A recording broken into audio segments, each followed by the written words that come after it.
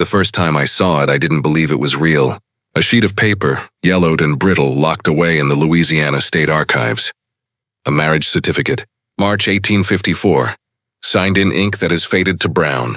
One name written boldly, Jeremiah Aldrich. The other scrawled beneath it like an afterthought, Celeste. No last name, just listed as property. His cook, his slave, his wife. That paper should never have existed. In a world where reputation was currency, where bloodlines were guarded like vaults, no plantation owner would dare marry his own enslaved servant, unless forced. Unless trapped. What followed that ceremony wasn't love. It was 13 deaths in less than 3 months. Guests, overseers, even kin, buried one after another until whispers filled the parish like fog rising from the Mississippi. Doctors called it nervous fever. Neighbors said bad luck. But some of us knew better. We knew it was revenge, brewed slowly in the kitchen pots of Willowbrook Plantation. Before I tell you how the South's most arrogant planter was brought to his knees by the woman he thought he owned, hit subscribe and comment the state you're listening from. Because what you're about to hear is a story buried for a century.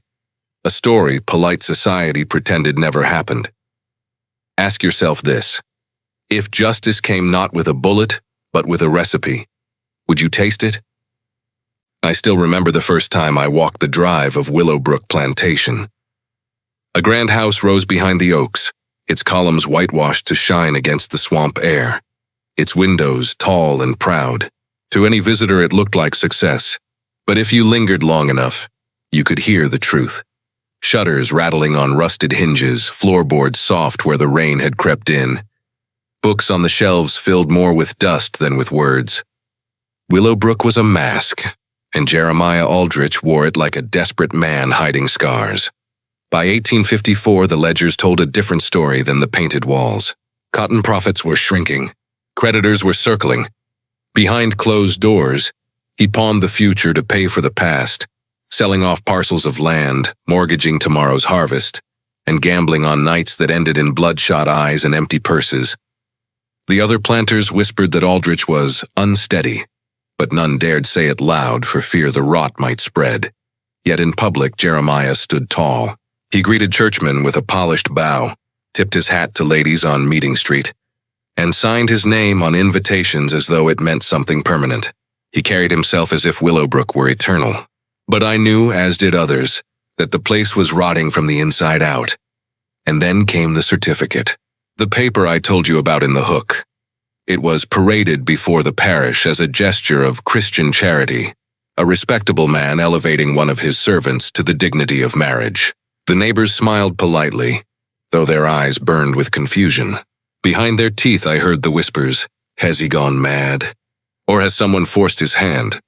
The truth, of course, was uglier. That certificate was no act of charity. It was a collar placed around Aldrich's own neck, a trap disguised as a wedding vow. Even the enslaved at Willowbrook sensed the shift. They watched as their master strutted across the yard, clutching papers and making speeches about faith and benevolence. They knew better. They knew Celeste, thick-set, sharp-eyed, moving silently from kitchen to dining room, with the calm of a woman who had already chosen her battlefield. You could feel the air change in those weeks before the wedding. The house creaked differently, as if it were waiting for something to break. Creditors knocked harder on the door. The fields yielded less cotton, and Aldrich himself began to walk with a tension in his shoulders. A man pretending to carry respect while carrying ruin instead. Neighbors still drank his whiskey and ate at his table, but the laughter in the parlor was strained. They could smell desperation the way hounds smell blood. And though no one would admit it aloud, all of us knew. Willowbrook was living on borrowed time. Willowbrook, St. Charles Parish. Respectable house with rotting beams. Do you think towns know a crime by smell before it has a name? Jeremiah Aldrich did not inherit Willowbrook. He stole his way into it. He came to Louisiana in 1839 with little more than a worn coat and a Kentucky accent that marked him as an outsider. The Creole elite looked down on him, calling him a barn hand with ambitions too big for his boots. But ambition is a dangerous fuel. Aldrich was willing to touch what other men kept their gloves clean from, the trade in human flesh. That's how the Delta Trading Company was born. 3 men bound by desperation. Aldrich, the failed tobacco farmer's son, Marcus Devo, a sugar planter drowning in debt, and Samuel Rochelle, an old sea captain, whose fortune had rotted with yellow fever. Together, they dealt in what polite society pretended not to see: illegal shipments from Cuba, kidnapped free blacks sold back into slavery, and recovered fugitives bought off bounty hunters. For 3 years, their warehouse on the New Orleans waterfront echoed with chains and bargains whispered after midnight. While Creole families spoke of sugar and cotton at their suppers, Aldrich and his partners were trading lives like coins, and the money poured in, dirty, staggering, intoxicating. But greed makes sharp men careless. By 1843, federal marshals were sniffing along the Gulf. Too many questions, too many shipping records out of place. The partners gathered in Aldrich's study at Willowbrook to decide what to do. I imagine the room smelled of pipe smoke and sweat. The walls lined with oil portraits Aldrich had bought to fake a lineage. Marcus Devo wanted out. Rochelle wanted delay. Aldrich wanted it all. That night he drew a pistol from his coat and shot Devo through the chest. The sailor fought back with a broken bottle, slicing Aldrich's cheek open to the bone. But Aldrich drove a knife up under Rochelle's ribs and twisted until the fight went still. They say a man's true self shows in the instant he chooses murder. For Aldrich, that moment carved itself into his skin. A jagged scar down his left cheek. He claimed it proudly later, spinning tales of a duel with brigands. But those who knew whispered the truth. It was the mark of betrayal. The scene was staged with ruthless care. Money scattered, knives placed, witnesses bought. By morning, the newspapers wrote of a tragic dispute between business partners. Aldrich walked away not as suspect, but survivor. And within weeks he had drained every account, seized every asset, and remade himself into a gentleman planter. But ghosts don't stay buried. Devo's brother Philippe and Rochelle's son Henri knew. They carried ledgers, letters, memories. They carried rage. And while Aldrich walked Willowbrook's galleries pretending at respectability, 2 shadows were already following him, waiting for the moment to make the murderer choke on his own stolen fortune. Aldrich thought himself clever. He thought New Orleans had forgotten, but his fortune was bought with weathered souls, and every coin clinked like a warning bell in the dark. In a city of saints' names, a sinner bought his way into Sunday clothes. If a man builds a fortune from blood, can any church pew make him clean? When people spoke of Celeste, they spoke of her size first. She was a heavy woman, they said. Broad in the hips, thick in the arms, with hands that could knead dough or break a man's jaw. But to reduce her to weight was to miss the truth. Celeste carried something far heavier than flesh. Memory. She had been sold to Aldrich in 1847, brought from Mississippi when her old master's estate failed. She arrived with nothing but a skillet, a head wrap, and eyes that did not blink when men stared too long. She should have come with her husband and 3 children. Instead, Aldrich bought only her. "Why feed 4 when I need 1 cook?" he said, and he sent the rest downriver. Celeste never forgot that day. She never forgave it. She moved into the Willowbrook kitchen as if stepping into a battlefield. Every pot was a drum, every spice jar a weapon waiting for its time. The other enslaved women whispered that she never cried, never broke, never begged. But they saw how her eyes followed Aldrich when he crossed the yard, how her jaw clenched when his laughter filled the halls.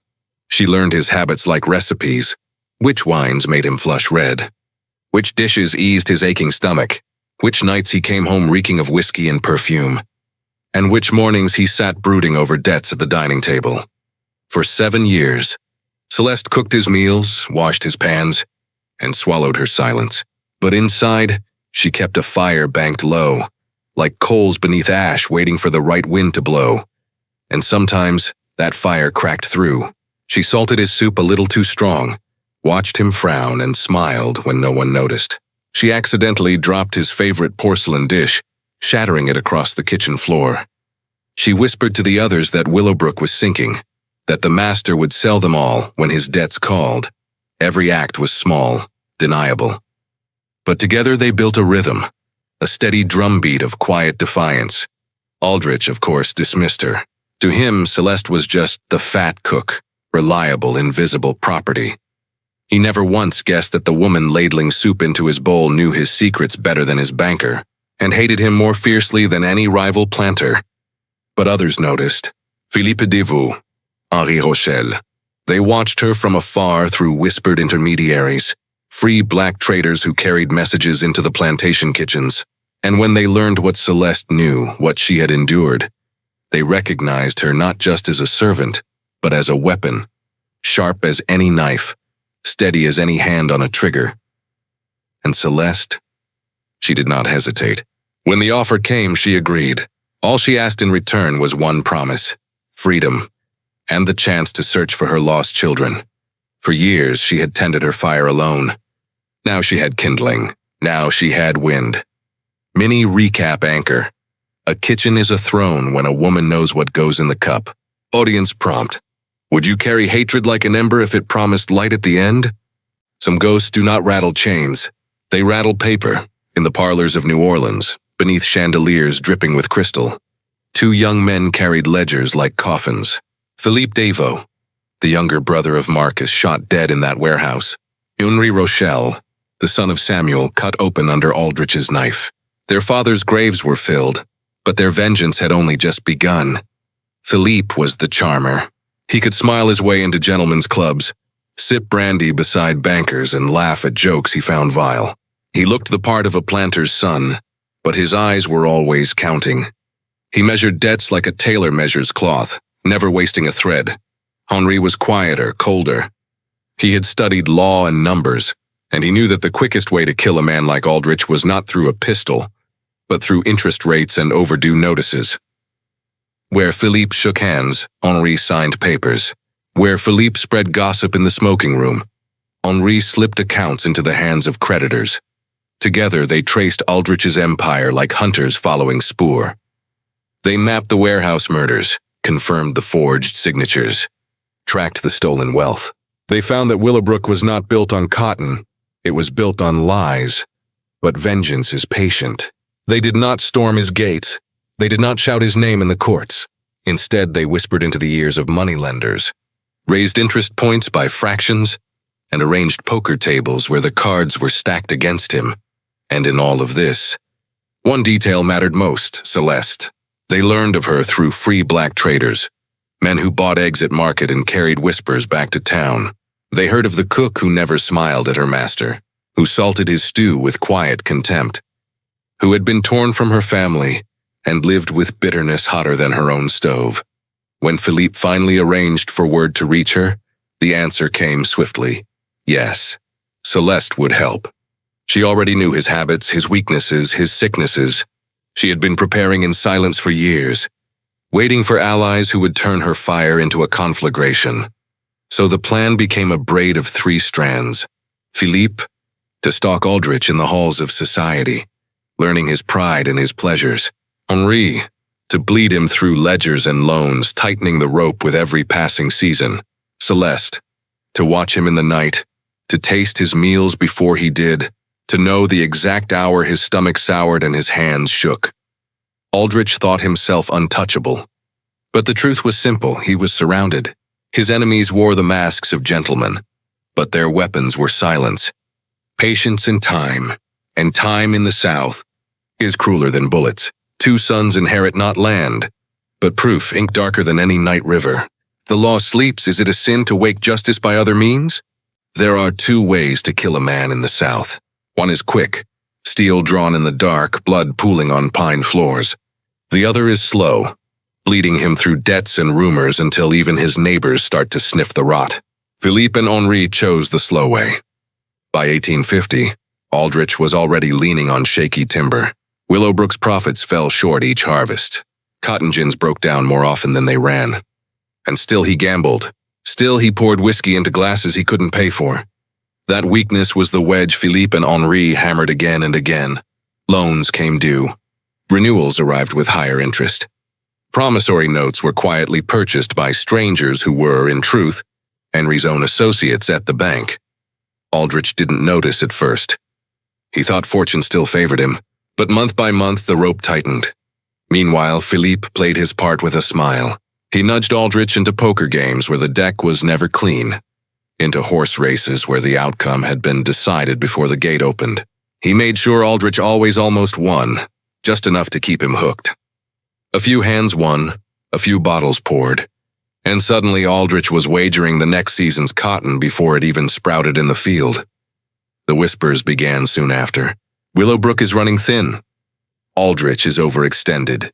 He lost 2,000 at the tables last month. Plantation society thrived on such gossip, and Philippe fed it like grain to chickens. Every whisper made creditors tap their fingers. Every rumor made neighbors hesitate before co-signing a loan.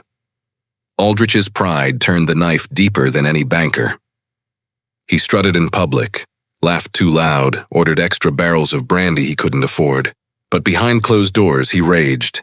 Servants spoke of smashed bottles, sleepless nights, and ledgers covered in his frantic handwriting. Celeste watched all this from the kitchen door. She saw the tremor in his hands, the flush of his cheeks when he lost too much at cards. She knew better than anyone how brittle the man had become. She stirred his stew and thought, not yet. Soon. By 1851, the debts had swollen to nearly $30,000. 30,000. Enough to bury a lesser man outright.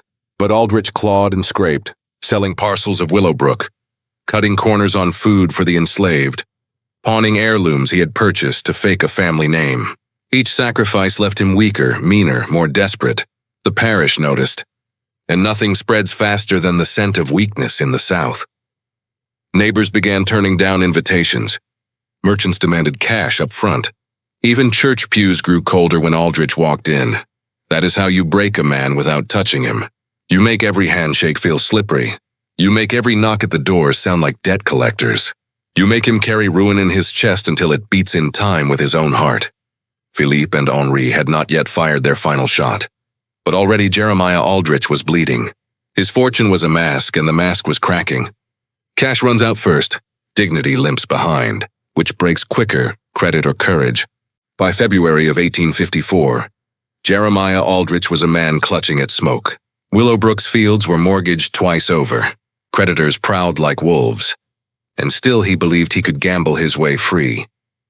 That's how he walked into the riverfront warehouse in New Orleans with nearly $8,000 in a leather satchel, money scraped from the sale of enslaved hands, kitchen silver, and the very furniture beneath his roof.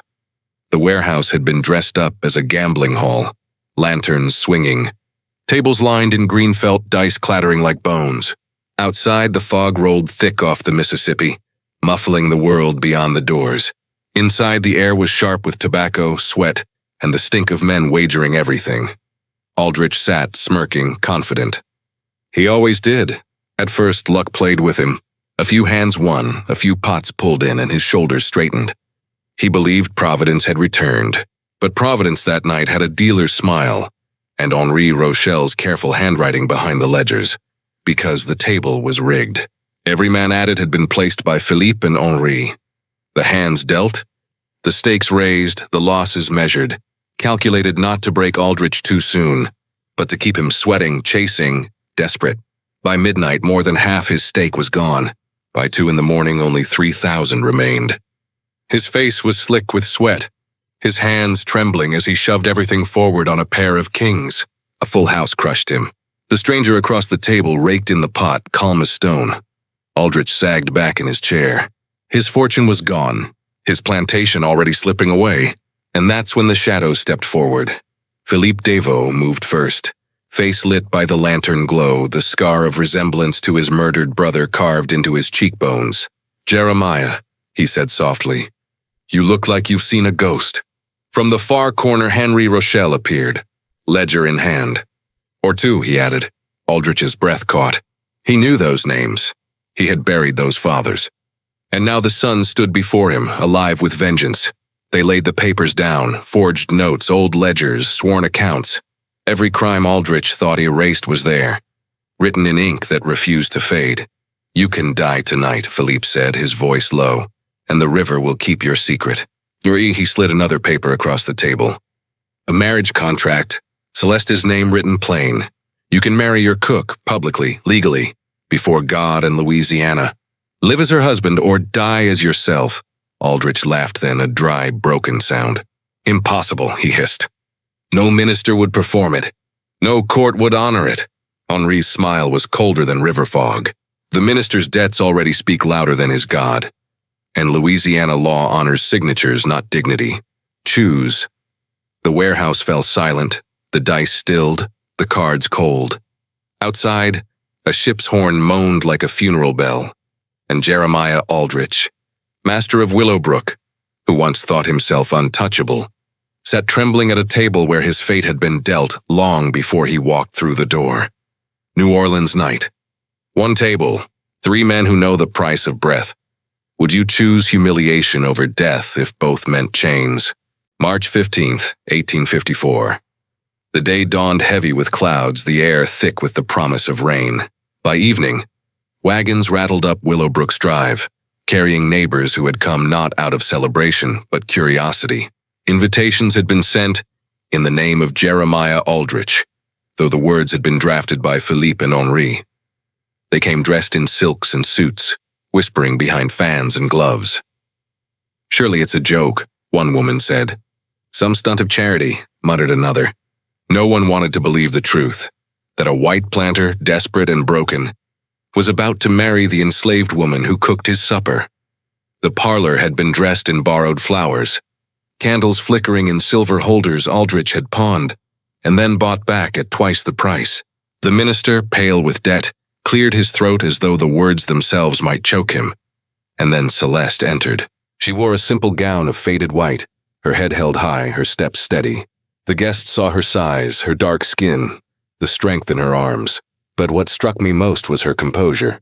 She looked at Jeremiah not as property looks at a master, but as a judge looks at a condemned man. Aldrich stood stiff, his finest coat clinging damp to his back with sweat. His smile twitched at the edges, the mask of a man who knew the world was laughing, but had no choice but to keep walking. The vows were spoken. The words were legal, binding, inescapable. To love, honor, and cherish. Aldrich mumbled them, barely audible.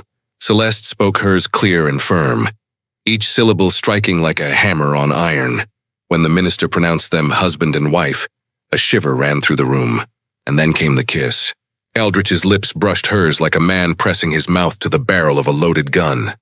Celeste steadied him with a hand on his arm, her expression unreadable, but her eyes glittered with something only he could see. Triumph. The guests clapped awkwardly, their faces tight with forced smiles. Some muttered prayers under their breath.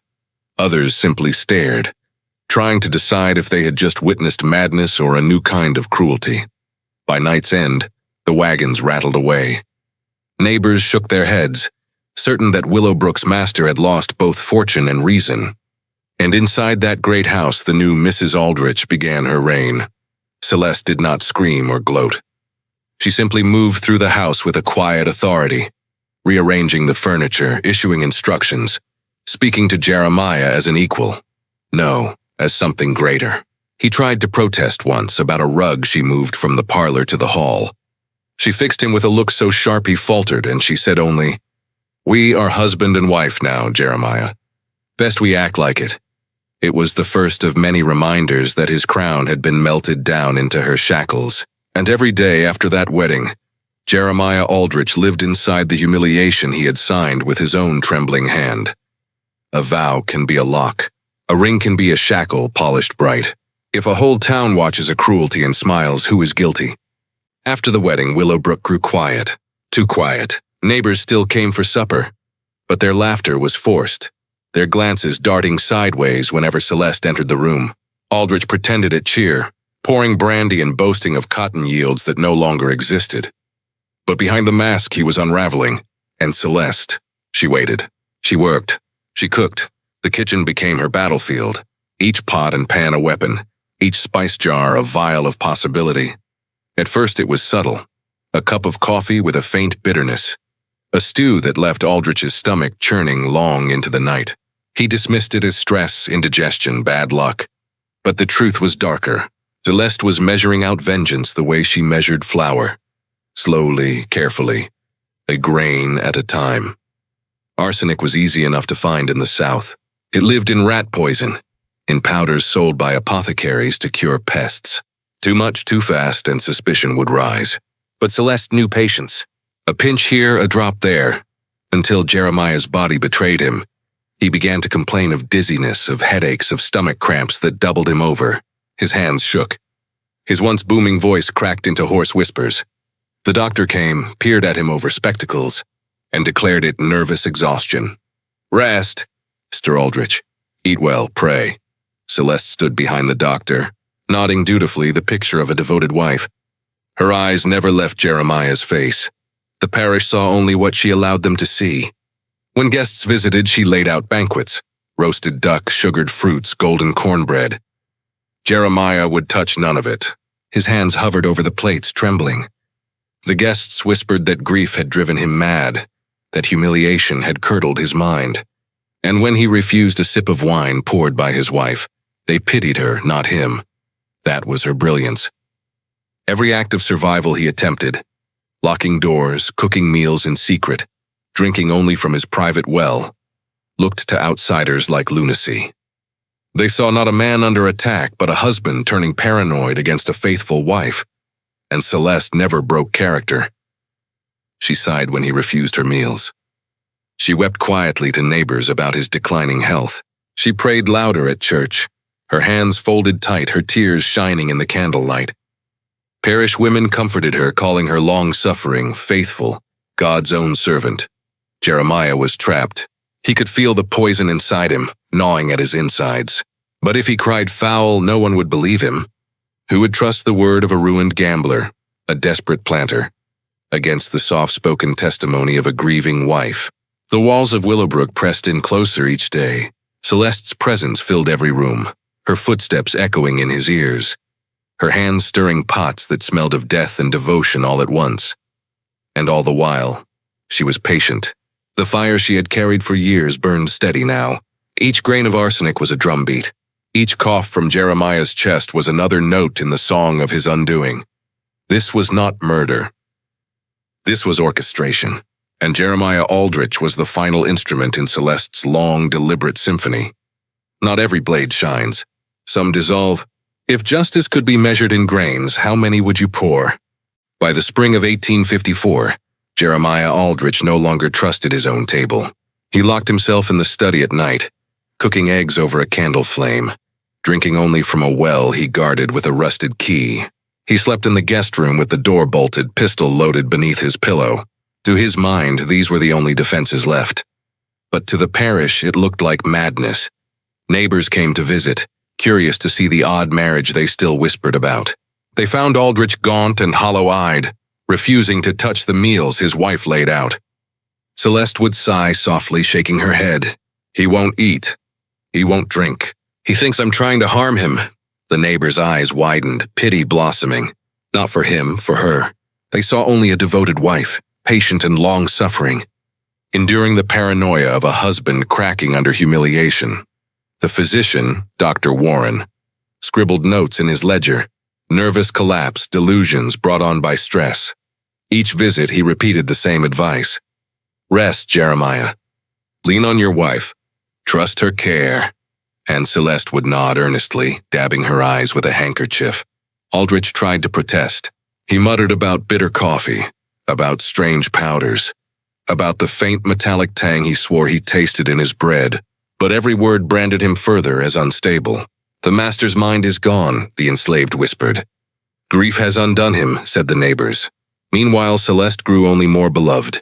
Parish ladies praised her devotion, bringing casseroles and cloth as though she were the one in need. She accepted their comfort with bowed head and soft thanks, the perfect portrait of piety. Every defense Aldrich built turned against him. The locked doors, proof of his lunacy. The skipped meals, evidence of his decline. The trembling in his hands, a sign of failing nerves. He was not seen as a man under siege, but as a man unraveling in front of his neighbor's eyes. And Celeste? She kept the rhythm steady. A pinch in his wine, a grain in his coffee. Always just enough to worsen the shakes, deepen the shadows under his eyes, twist his stomach until he doubled over in the night. He became a ghost in his own house. Servants avoided his gaze. Guests whispered behind his back. Even the church pews grew distant. Once he had commanded attention with his boasts and his wealth. Now he was nothing more than a cautionary tale whispered in parlors. "Did you hear? Aldrich has lost his mind. Poor Celeste must suffer it. The humiliation was almost worse than the sickness. He could feel the walls of Willowbrook closing in, the laughter of society sharpening into knives. And through it all, Celeste moved like a shadow, never hurried, never cruel in public, always playing her role. That was her genius. She did not need to kill him quickly. She only needed to let him live long enough for the parish to believe he was already dead inside. By May, Jeremiah Aldrich was no longer feared, no longer respected. He was pitied.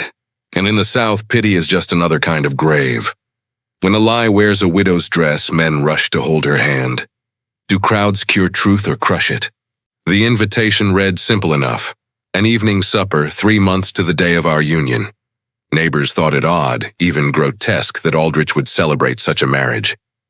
But curiosity always outweighs decency in the South. By sundown, 12 guests filed into Willowbrook's dining room, 12 chairs polished and set, crystal glasses glimmering in candlelight, and at the head of the table sat Jeremiah, pale and trembling, pretending still to be master of his house. The 13th chair was his. The unlucky seat. Celeste moved among the guests with grace, laying platters of roast duck, candied yams, cornbread golden at the edges. She poured wine into each glass with deliberate care. Only one bottle had been chosen for this night. Drawn from the cellar, dust brushed away, its cork cracked in full view of everyone. That was the brilliance of it. No one could claim the wine had been tampered with. It was opened before their eyes, poured openly, blessed with a toast. 3 months, Celeste said, raising her glass, her voice calm, warm. May the Lord bless our union, and grant us many more years together. The guest smiled uneasily, clinking crystal. Aldrich's hand shook as he lifted his glass. He knew, God help him, he knew. But to refuse, in front of neighbors already convinced of his madness, would mark him as raving beyond repair. He drank. Minutes later, the color drained from his face. His chest clenched. His hand clawed at his throat. He doubled over with a gasp, his chair scraping across the wooden floor as he collapsed into the 13th seat. The room erupted. Ladies shrieked, men shouted for water. Dr. Warren rushed forward, fumbling with his bag, muttering about apoplexy. And through it all, Celeste fell to her knees beside her husband, weeping, clutching him to her breast. Save him, doctor. Please, save him. The neighbors saw only a grieving wife begging for mercy. None saw the flicker in her eyes when she bent close to Jeremiah's ear. None heard the whisper only he could catch over the din. Marcus Devo was my blood. Samuel Rochelle was my kin. I've been waiting since 1845 to watch you die. Aldrich's eyes bulged with horror, his lips trembling, but no sound came. The poison was already working its way through his veins, burning his chest, suffocating his breath. The dinner guests crowded around Celeste, comforting her, praising her devotion, telling her she was strong. They didn't notice how carefully she kept her body between Jeremiah and the doctor, blocking every attempt at aid. By 9:47 p.m., Jeremiah Aldrich was dead. Officially, the doctor wrote, natural causes brought on by nervous collapse. Unofficially, everyone nodded and said, poor man, he finally broke. But those of us who knew, those who had seen the ledgers, the scars, the lies, and we understood. The 13th chair at Willowbrook had been waiting for him all along, and Celeste had poured his last cup with steady hands. 13 chairs, one secret, poured, lifted, swallowed. If you heard a confession meant for only one man's ear, would you speak or keep the world asleep? The day Jeremiah Aldrich was buried, the sun refused to shine. Gray clouds hung over St. Charles Parish as neighbors gathered at the family plot, whispering among themselves. They shook their heads, saying the master of Willowbrook had worked himself into an early grave. They patted Celeste's arm, offering comfort, praising her for standing strong through the ordeal of her poor husband's decline. No one saw the truth, that the widow in black was not mourning, but watching her freedom take root in the soil above his coffin. The records tell a simple story. Jeremiah Aldrich, age 41, dead of natural causes associated with exhaustion. Widow Celeste Aldrich, heir to Willowbrook Plantation, inheriting all holdings and debts. Within weeks, she signed papers transferring the estate to representatives of financial institutions. In truth, Philippe Deveau and Henri Rochelle, who now held the keys to everything Aldrich once claimed as his own. And then Celeste vanished. Some said she went north, papers in her pocket, a small fortune in her purse. Others whispered she slipped into Canada with conductors on the Underground Railroad, still searching for the children ripped from her arms years before. The parish clucked their tongues, calling it strange, but no one pressed further. A widow leaving was not unusual. What became of Willowbrook, though? That was unusual. Philippe and Henri didn't sell it for profit. They transformed it. The grand house, once a monument to blood money, became a station on the Underground Railroad. Lanterns burned in attic windows as signals. Bread was left at the back door for those fleeing through the swamps. Hidden rooms in the cellar sheltered runaways until safe passage north could be arranged. The irony was bitter and perfect.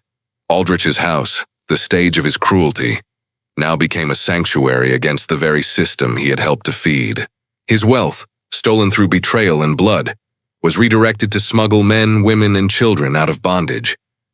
The parish, blind to the truth, still spoke of Willowbrook with unease. Strange things happen there, they muttered. The new owners don't invite company. They never guessed that freedom was walking through those halls, that whispered maps were drawn in candlelight at the very table where Aldrich had once boasted of his fortunes. Philippe and Henri had completed their revenge, not just by killing Aldrich, but by erasing him. His name sank like a stone in muddy water. No heirs, no legacy, no lineage. The house that once carried his pride became a weapon against everything he stood for. And in the South, to be forgotten is the cruelest death of all. The house that fed whip hands now feeds footsteps. Does history remember truth or just what power lets survive? The marriage certificate still exists, brittle, yellowed, tucked away in a drawer of the Louisiana State Archives. Jeremiah Aldrich, Celeste. A planter and his cook bound not by love but by a contract signed under duress, under shadow, under threat. To most who glance at it, it is nothing more than a curiosity, a footnote in a forgotten ledger. But to those who know, it is the gravestone of a man who thought himself untouchable. That paper was his noose. Celeste's kitchen was the courtroom. Her ladle, the gavel. Each grain of powder, each bitter sip of coffee. A sentence handed down with patience greater than any judge could muster. She did not shout. She did not strike. She waited. And in waiting, she proved that justice can be silent and still deafening. Philippe and Henri carried their father's names like weapons. They used ledgers, contracts, and debts in place of pistols, and when the time came, they did not simply kill Aldrich. They unmade him. His plantation, once a fortress of pride, became a lantern house for runaways slipping through swamps toward freedom. His legacy, once written in stolen wealth, was erased line by line until even the parish forgot. The South is littered with graves of men like Aldrich, planters who thought themselves gods, only to be revealed as desperate, frightened men when the masks cracked. Most of them are remembered in marble, their sins scrubbed clean by time. But Jeremiah Aldrich? He was given no monument, no heirs, no elegy but this, and perhaps that is the truest punishment. To be swallowed by history, to become a story whispered in kitchens, not a name carved in stone. So if you ever stand in the archives and see that marriage certificate, remember what it cost. 13 deaths, 11 years of planning, one cook who carried her hatred like a coal until the day she could set the whole house alight. If you're still watching, it means you care about buried history. Subscribe now, and share this story with someone who believes the past was tidy, polite, and clean. It wasn't. It bled. It burned. It whispered through poisoned cups and brittle papers. I leave you with this question. Would you have joined them? Would you have waited patiently for justice to ripen? Or turned the page and left the ink to dry alone? Because sometimes the only monument to the forgotten is the story that refuses to stay buried. One paper, one kitchen, 13 names the parish won't say. Would you have joined them? Or turned the page and left the ink to dry alone?